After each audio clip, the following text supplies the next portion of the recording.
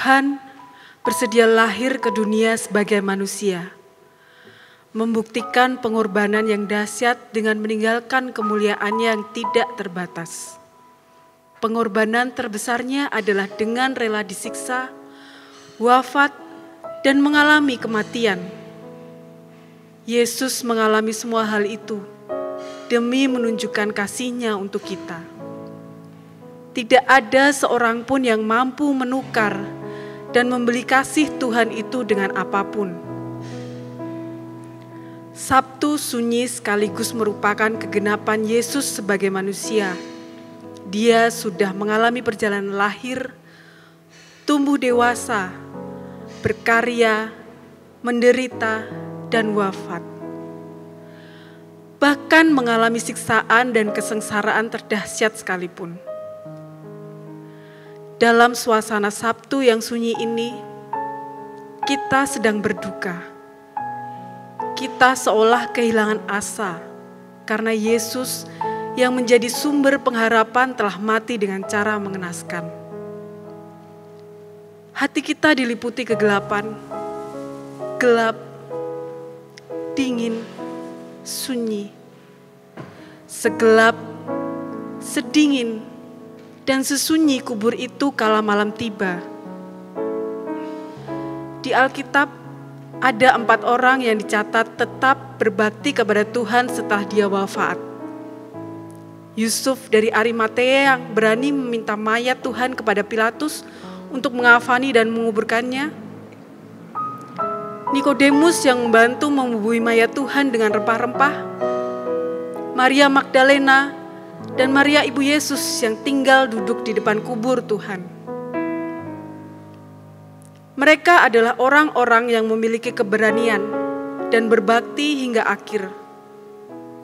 Tindakan mereka sudah sepantasnya kita renungkan. Apakah kita mampu menjadi orang-orang yang berani sama seperti mereka? Atau jika berada di posisi itu, apakah kita akan meninggalkannya dengan berbagai alasan? Mungkinkah tragedi yang menimpa mereka juga sedang kita alami pada saat ini? Apakah hati kita saat ini juga terasa begitu gelap, dingin, dan sunyi? Inilah yang perlu kita renungkan pada Sabtu sunyi yang terkadang dilupakan. Ini sekaligus menunjukkan pertumbuhan iman kita, yaitu tetap setia, sekalipun dalam posisi yang paling sulit.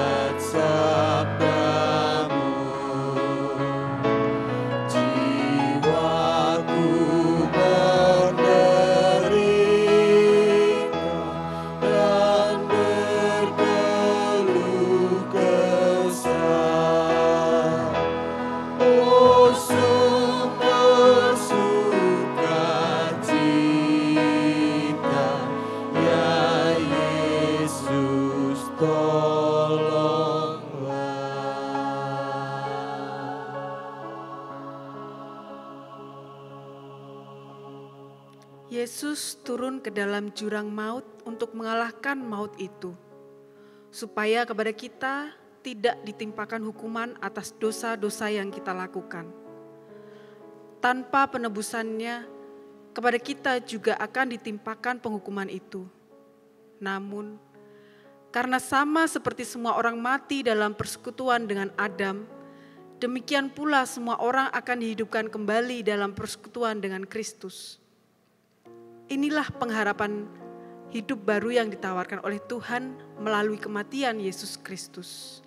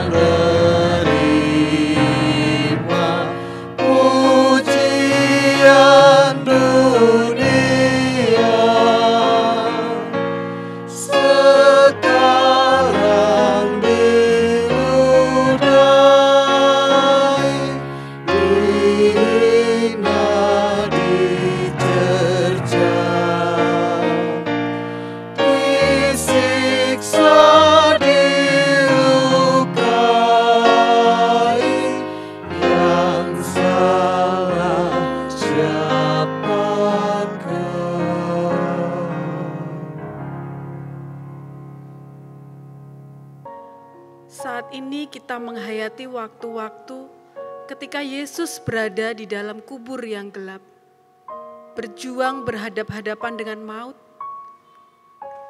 Adakah kita pun ikut ambil bagian dalam perjuangan itu? Mengalahkan kuasa iblis yang senantiasa menggoda kita supaya kita menjadi sama seperti mereka. Ia memberikan tubuhnya untuk kita. Bagaimanakah jawab kita?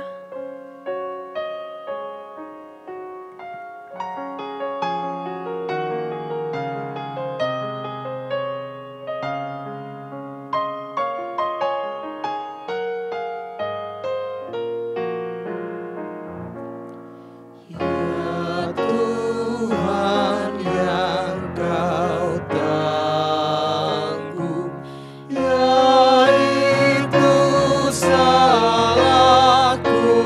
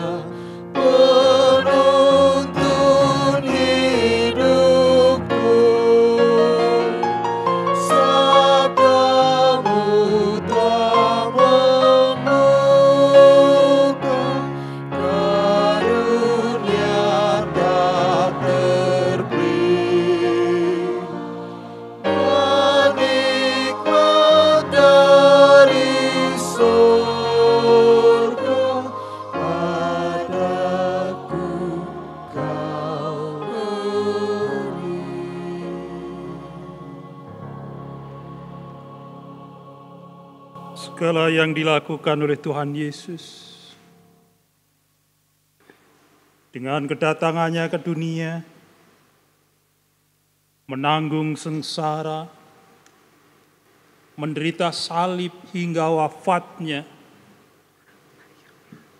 itu karena kasih-Nya kepada kita. Dan kita pun dipanggil untuk menyatakan kasih itu di sepanjang kehidupan yang kita jalani. Namun adakah di antara kita yang sanggup dan yang sudah mengerjakan kasih itu secara utuh?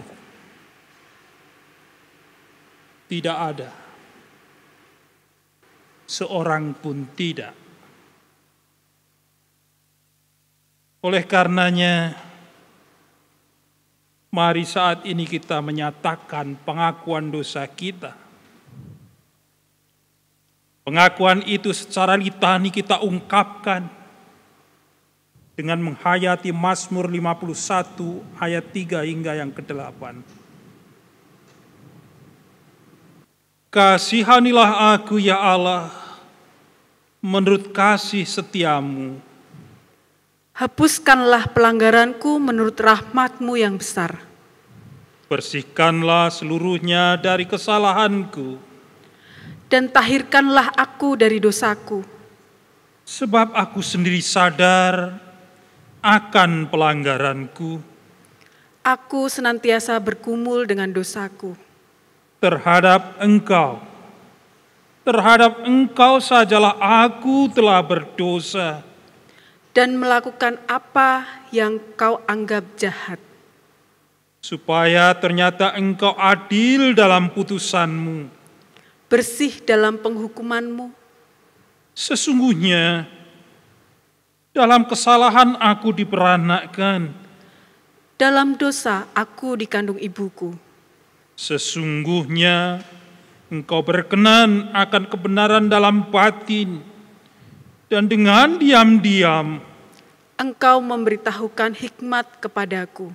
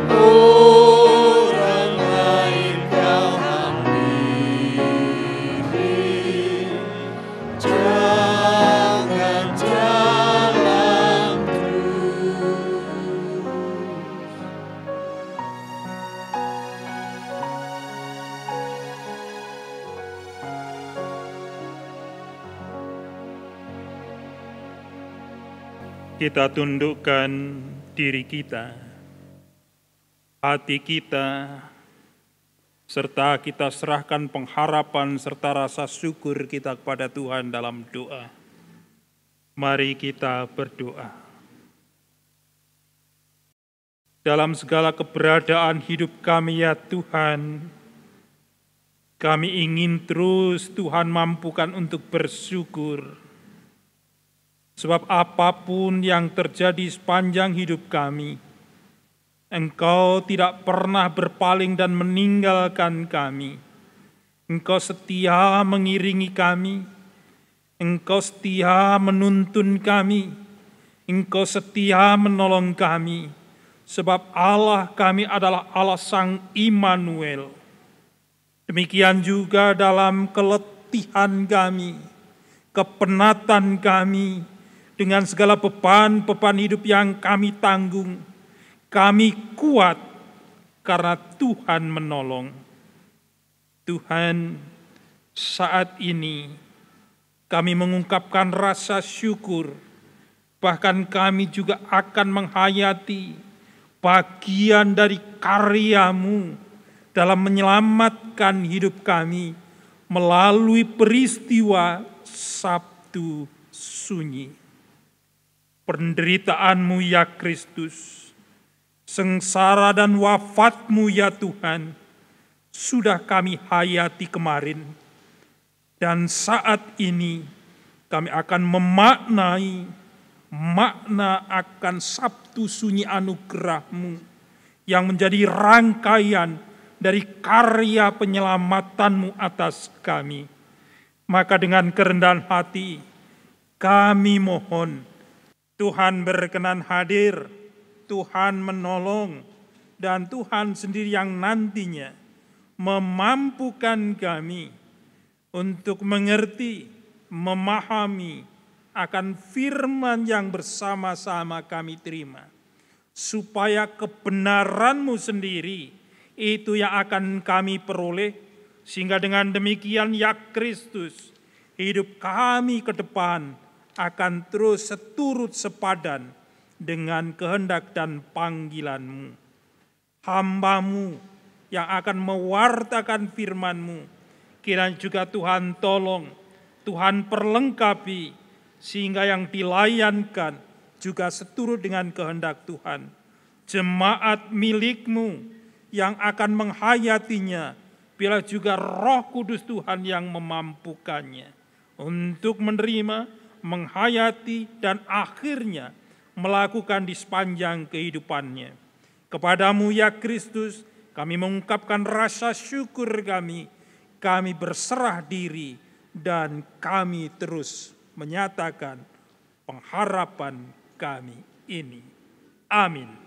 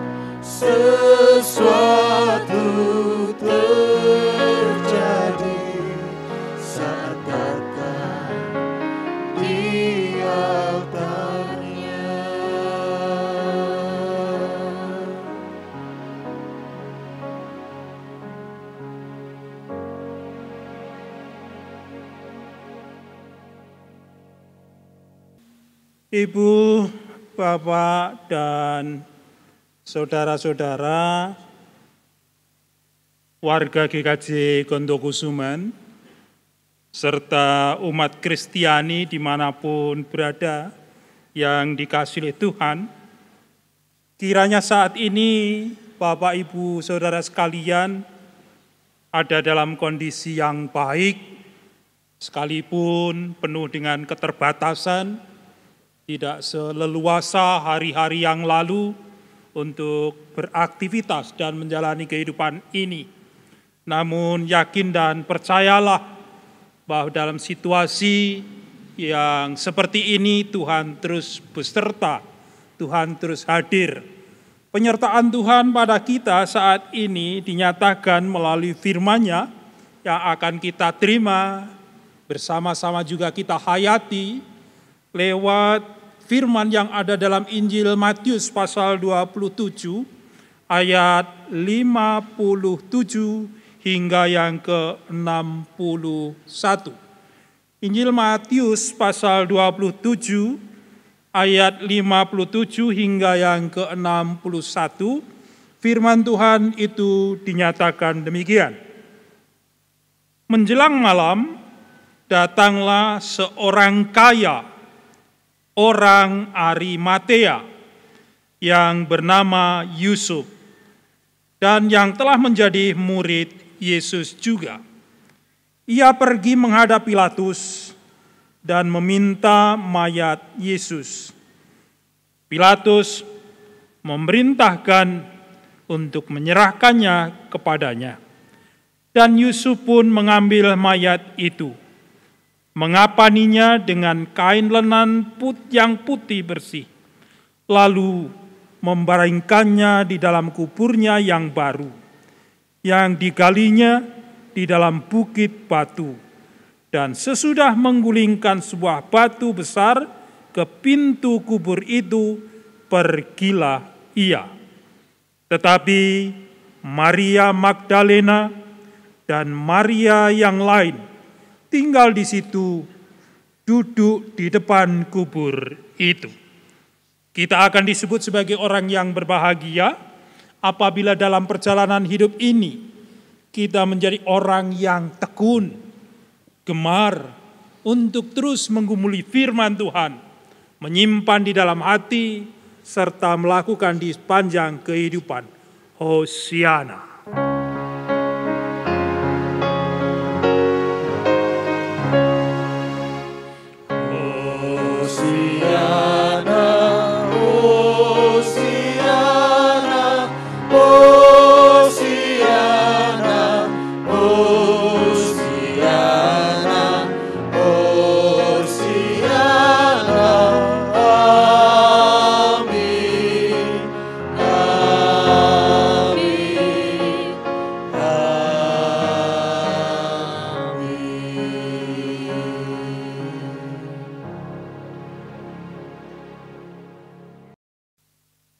Jemaat yang dikasihi oleh Tuhan, dengan dasar firman Tuhan dari Injil Matius pasal 27, ayat 57 hingga yang ke-61, kita akan menghayati firman Tuhan itu melalui tema menerima Kristus dengan cara memberikan yang dimiliki. Jemaat kekasih Tuhan dan milik Kristus, dalam kehidupan ini banyak orang yang sering mencari aman, yaitu mencari aman untuk dirinya. Banyak hal yang terjadi disikapi dengan cara yang penting aku aman. Soal orang lain tidak aman, itu masa bodoh. Tetapi dirinya sendiri aman. Terhadap orang-orang seperti ini, kadang-kadang kita lalu menilai bahwa yang bersangkutan tidak punya pendirian. Karena dalam sikap mencari aman itu, orang akan terus ikut arus yang ada. Dan mengikuti arus itu semua dilakukan dalam rangka yang penting cari aman.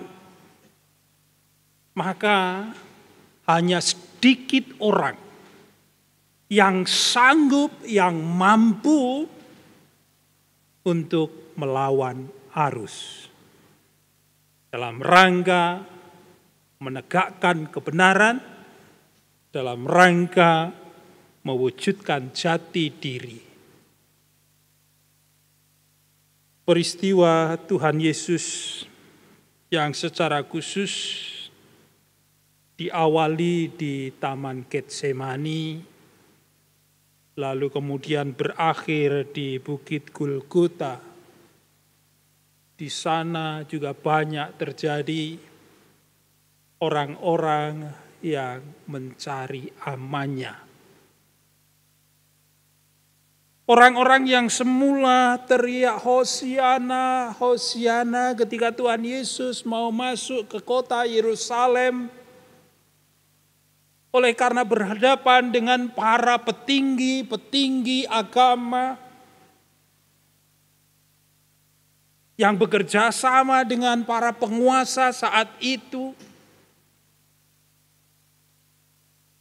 mereka yang berteriak Hosiana itu lalu berteriak dengan teriakan lain.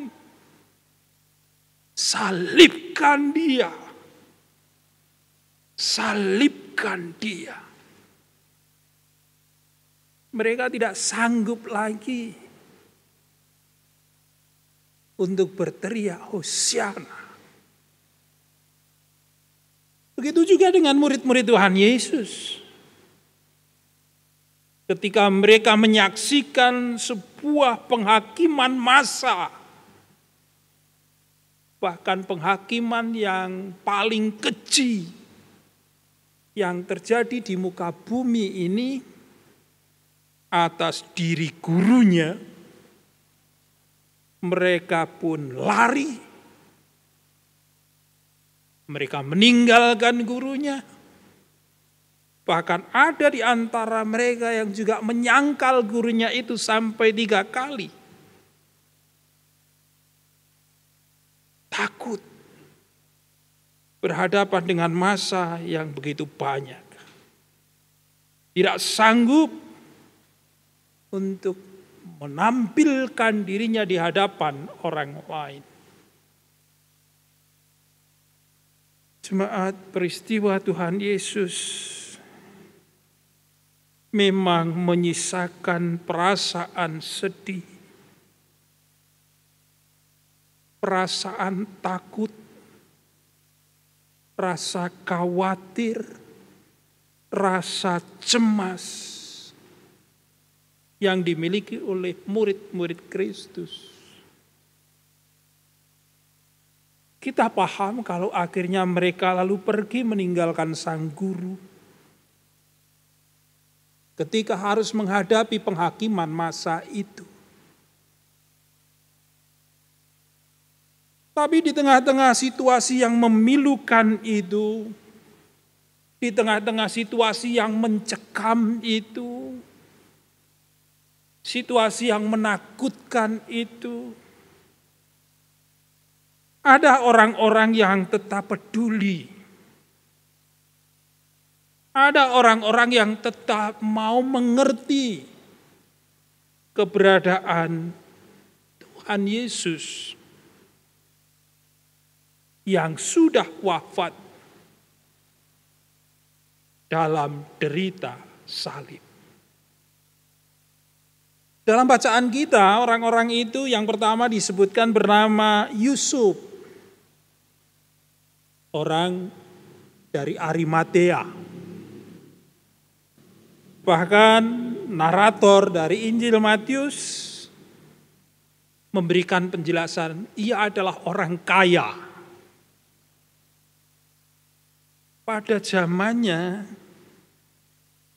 atau pada zaman itu, orang kaya sebetulnya sudah nyaman dengan status kekayaannya, dengan harta benda yang dimilikinya. Dia sudah cukup nyaman dengan itu. Tetapi Yusuf Arimatia ini yang sudah menjadi murid Tuhan Yesus ternyata punya kegelisahan sendiri terhadap jenazah Tuhan Yesus. Yang sama sekali tidak ada orang lain yang peduli dengan jenazah itu. Ia punya kegelisahan. Ketika jenazah Yesus dibiarkan begitu saja, tidak ada orang yang peduli. Lalu ia menghadap pada Pilatus untuk meminta jenazah Tuhan Yesus. Ada penafsir yang menafsirkannya bahwa Yusuf orang Arimatia ini harus mengeluarkan sejumlah uang yang diberikan kepada Pilatus agar ia bisa mendapatkan jenazah Tuhan Yesus. Yang berikutnya, ketika Yusuf Arimatia orang kaya ini sudah mendapatkan jenazah Tuhan Yesus dengan sedikit, memberikan sejumlah uang, lalu ia mengafani jenazah Tuhan Yesus. Dalam ketergesa-gesaan, dalam kondisi terburu-buru, karena menjelang berganti hari, Yusuf Arimatia melakukan itu. Kita bisa memaknai apa yang dilakukan oleh Yusuf ketika mengafani jenazah Tuhan Yesus melalui konteks hidup kita saat ini. Kalau ada keluarga yang sedang mengalami kedukaan, lalu yang meninggal dunia itu diberi pakaian sedemikian rupa,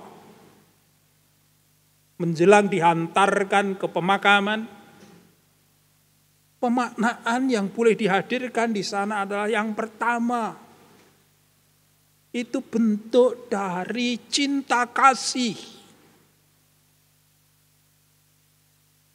Lalu yang berikutnya juga wujud dari rasa hormat. Itu pula setidaknya yang bisa kita kenakan terhadap Yusuf dari Arimatia ketika melakukan tindakan mengafani jenazah Tuhan Yesus. Ia tetap memberikan rasa hormatnya sedemikian rupa. Tetap menyatakan kasihnya sedemikian rupa kepada sang guru yang sudah dihakimi dengan cara yang keji.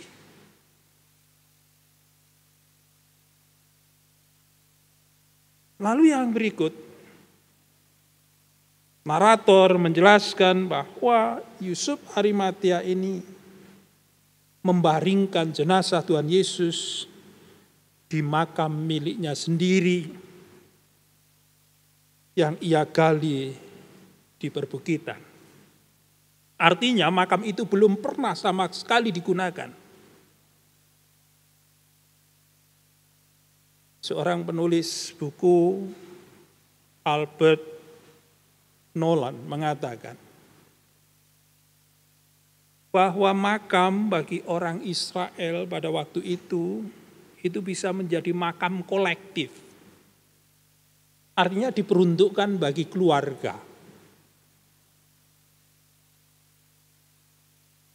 Keluarga bisa menggunakan makam itu secara bersama-sama. Karena model makam yang ada di zaman itu terdiri dari lubang yang kemudian di dalamnya ada tempat untuk membaringkan jenazah yang tidak hanya satu atau dua tempat untuk bisa membaringkan jenazah di dalam gua atau lubang itu. Ada beberapa tempat yang bisa dipakai untuk membaringkan jenazah. Jenazah yang masih baru ditempatkan di tempat yang agak di luar, yang sudah agak lama kemudian digeser lebih ke dalam, begitu selanjutnya. Sehingga anggota keluarga bisa masuk semua sekiranya ada yang meninggal. Itu yang dimaksudkan dengan makam keluarga. Ketika Yusuf Arimatea membaringkan jenazah Tuhan Yesus di makamnya sendiri, itu mengindikasikan bahwa dirinya menjadi bagian yang tidak terpisahkan dengan Tuhan Yesus Kristus. Ia bukan hanya sekedar sebagai seorang murid, tetapi lebih dari itu, Yusuf menempatkan dirinya menjadi bagian keluarga dengan Tuhan Yesus. Ini hal yang bisa kita pelajari dari Yusuf orang Arimatea. Lalu yang berikutnya, dari bacaan kita di sana juga dituliskan nama-nama perempuan. Maria Magdalena dan juga Maria yang lainnya. Ibu bapak saudara yang dikasihi oleh Tuhan Yesus, dalam budaya orang Yahudi, yang namanya perempuan atau wanita dalam struktur sosial, ekonomi, dan politik itu ada dalam posisi yang lemah. Bahkan mereka bergantung pada anggota keluarga yang lain yang berjenis kelamin pria. Apakah itu suaminya? Apakah itu saudara laki-lakinya? Bahkan bisa bergantung kepada anak laki-lakinya untuk memiliki kekuatan dalam struktur sosial, ekonomi, politik itu. Kalau dalam bacaan kita ada nama Maria Magdalena dan Maria yang lain disebutkan, setidaknya ini mewakili dari orang-orang yang tidak berdaya. Dari orang-orang yang tidak punya kekuatan, orang-orang yang tidak punya power. Baik dari sisi sosial, sisi ekonomi, maupun juga sisi politik. Namun orang-orang yang tidak berdaya ini sudah ikut ambil bagian, ikut berperan terhadap jenazah Tuhan Yesus yang sudah dibaringkan di makamnya Yusuf Arimatea. Ayat 61 menuturkan tentang itu. Tetapi Maria Magdalena dan Maria yang lain tinggal di situ, duduk di depan kubur itu. Murid-murid yang lain, bahkan murid laki-laki yang lainnya lari. Tidak ada yang peduli, mereka menyelamatkan dirinya sendiri. Orang-orang yang tidak berdaya ini mempertaruhkan keselamatannya untuk ada di depan makam Tuhan Yesus. Jemaat yang dikasihi oleh Tuhan, dari Yusuf Arimatea, dari Maria Magdalena serta Maria yang lain, setidaknya mewakili dua golongan atau dua kondisi. Yang pertama, kondisi orang yang memang mampu, orang yang sanggup, orang yang punya kekuatan. yaitu Yusuf Arimatea. Lalu para perempuan mewakili orang yang sering merasa diri atau mereka yang dipandang tidak punya kemampuan, tidak berdaya, tidak bisa apa-apa.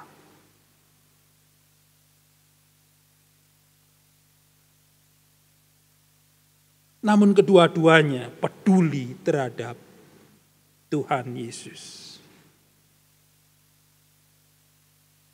Ketika saat ini kita bersama-sama ada dalam perenungan penghayatan Sabtu Sunyi. Narator di depan sudah menyampaikan narasinya. Apa yang akan kita perbuat terhadap tubuh Yesus? Apa yang akan kita lakukan terhadap jenazah Yesus? Saat ini kita memang tidak mungkin lagi untuk berjumpa, bertemu secara fisik dengan tubuh Yesus itu. Tetapi tubuh Yesus dalam kondisi kita saat ini, di mana kesulitan hidup sedang kita alami bersama-sama, di sana sini membutuhkan perhatian, kepedulian bersama. Tubuh Yesus itu bisa kita jumpai pada diri para pedagang kaki lima. Tubuh Yesus itu bisa kita temukan dalam diri para buruh harian lepas.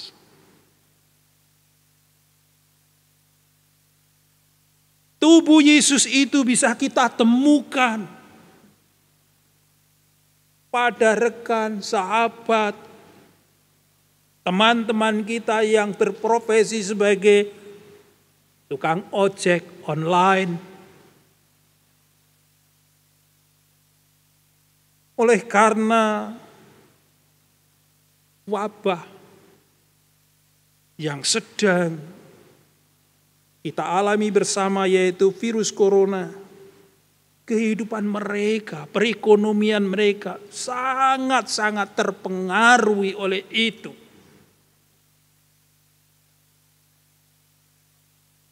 Belajar dari Yusuf Arimatea, belajar dari Maria Magdalena dan Maria yang lain, tidak ada waktu, tidak ada ruang bagi kita untuk mengatakan kami tidak bisa melakukan sesuatu. Kami tidak bisa menolong. Kami tidak bisa berbuat untuk mereka.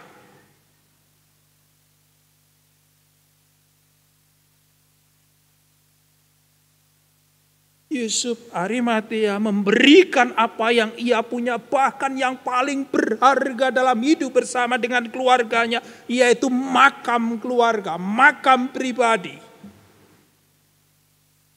Apa yang berharga dalam kehidupan bersama dengan keluarganya, ia berikan. Apa yang berharga dalam kehidupan kita, masihkah akan kita tahan-tahan ketika kita tahu, kita melihat saudara-saudara kita yang sudah saya sebutkan di depan. Buruh gendong, buruh lepas, tenaga bekerja di sektor informal. Kondisi ekonominya semakin berat. Apakah kita hanya akan mencari aman untuk diri kita sendiri?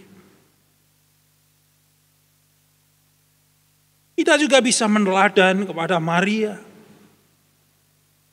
Maria memberikan waktunya. Maria memberikan hatinya. Maria memberikan kepeduliannya. dengan cara duduk di depan kubur Yesus, menemani Yesus yang sudah berbaring. Dalam keterbatasan kita, kita bisa menjadi teman atas saudara-saudara kita yang saya sebutkan sebagai tubuh Kristus tadi.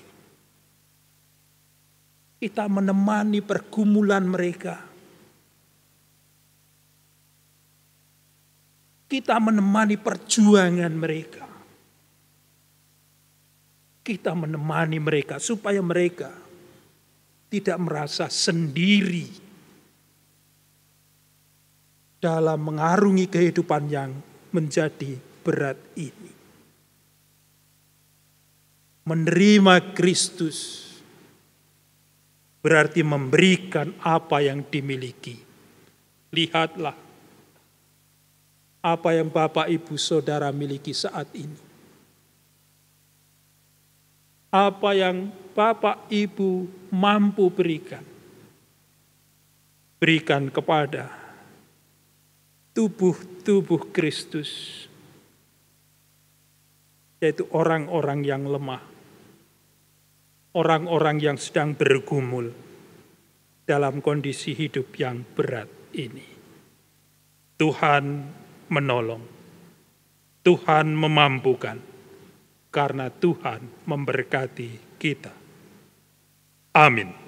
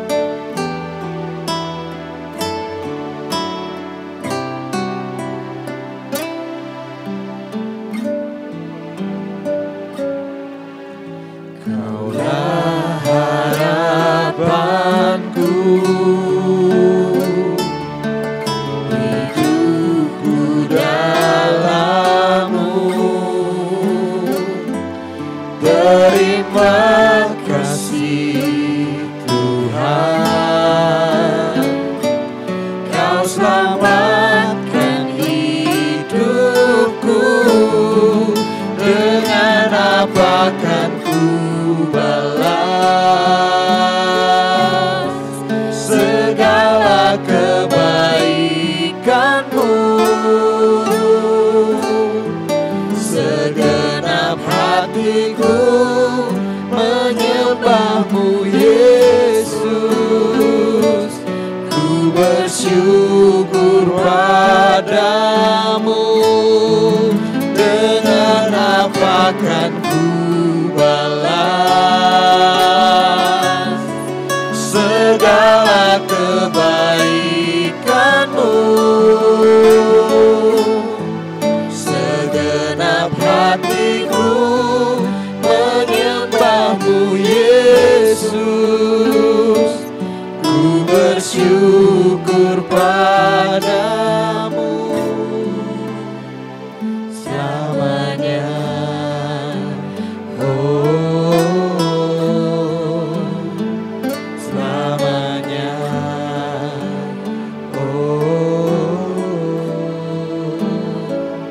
selamanya.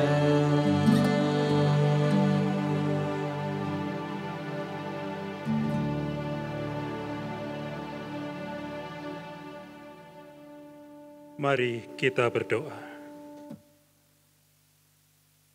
Terima kasih untuk seluruh karya kasih-Mu ya Kristus, untuk pengorbanan dan wafat-Mu, yang itu semua menjadi jaminan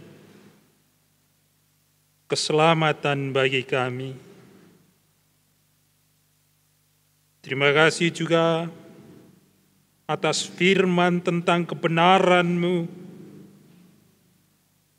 yang boleh kami terima, kami hayati saat ini.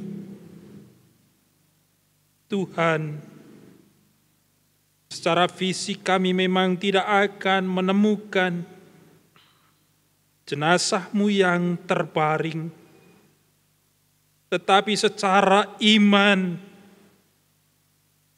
lewat firman-Mu, kami menemukan tubuh-Mu itu melalui para tukang parkir,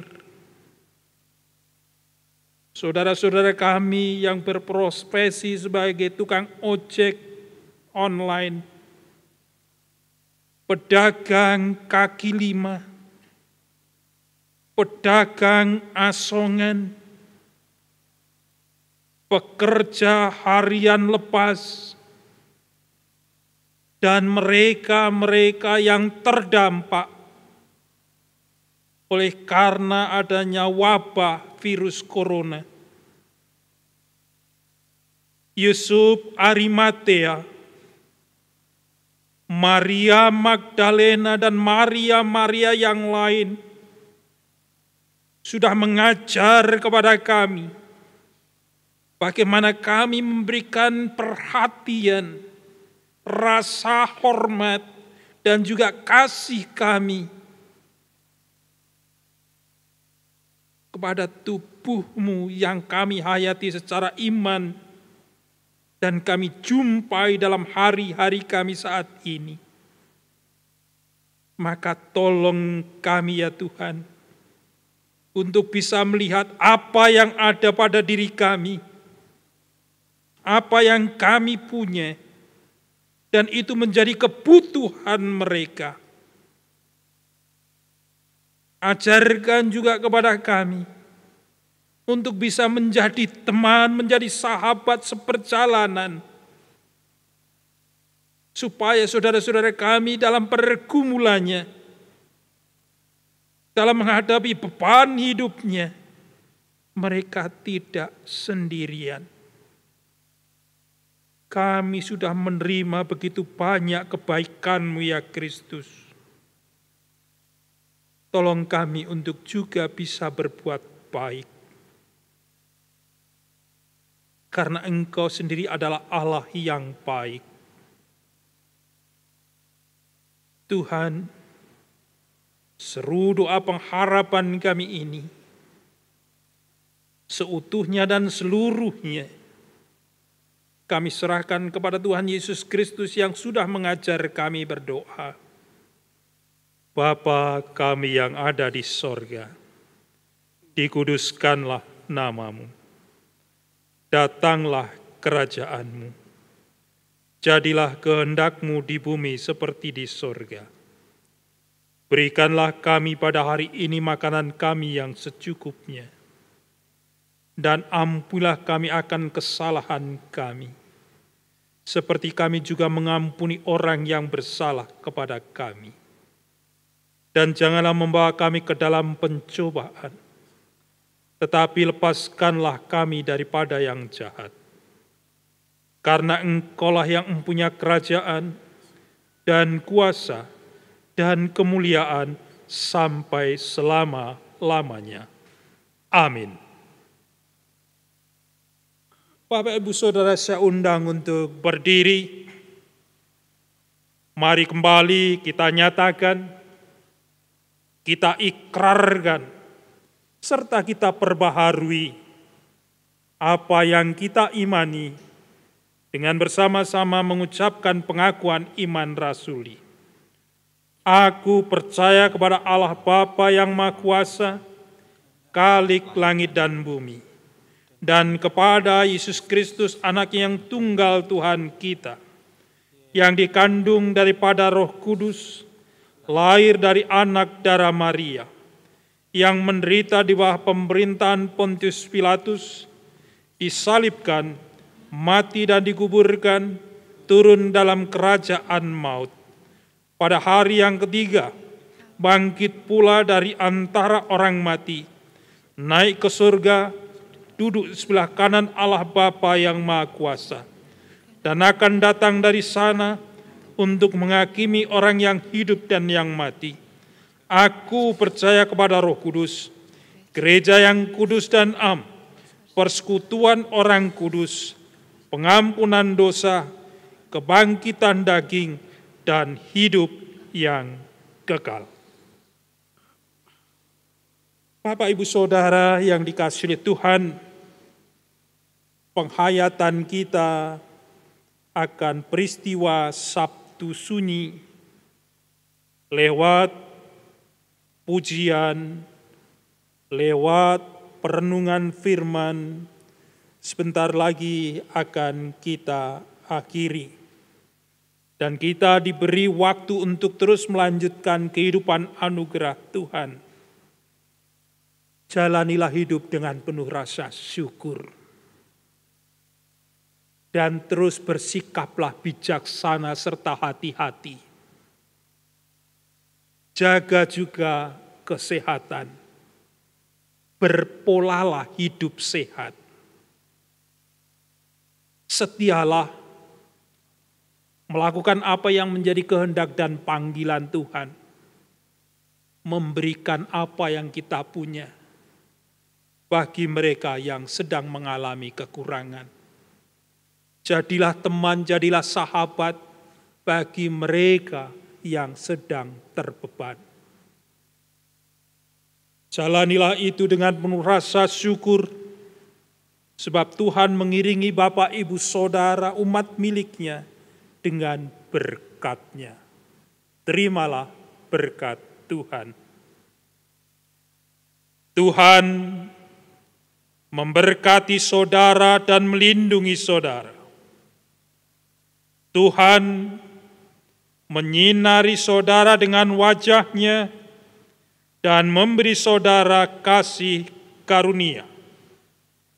Tuhan berkenan menghadapkan wajah-Nya kepada saudara dan memberi saudara damai sejahtera. Amin. Anugerah